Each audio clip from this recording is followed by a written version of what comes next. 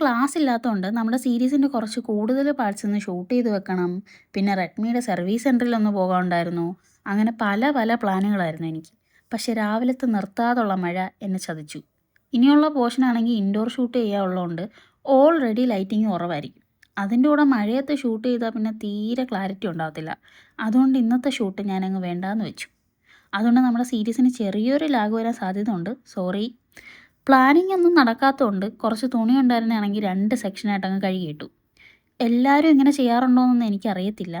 ഞാൻ വാഷിംഗ് മെഷീനിൽ തുണി കഴുകി കഴിഞ്ഞിട്ട് അതിൻ്റെ അകവും പിന്നെ ആ റബ്ബറിൻ്റെ പോർഷനും ഒക്കെ നന്നായിട്ട് ഉണങ്ങിയ തുണി വെച്ച് തുടയ്ക്കും. അല്ലെങ്കിൽ അതിൻ്റെ ഇടയിലെല്ലാം ഈർപ്പം തങ്ങി നിന്നിട്ട് ഒരു സ്മെല്ല് വരും.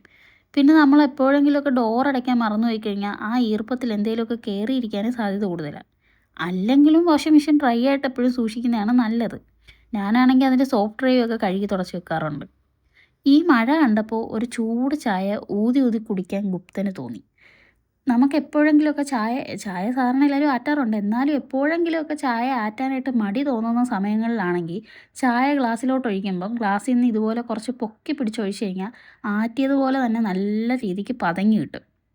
ഓക്കെ, അപ്പോൾ ഇനി മഴ ആസ്വദിച്ച് ഈ ചായ ഒന്ന് കുടിക്കട്ടെ. Bye by.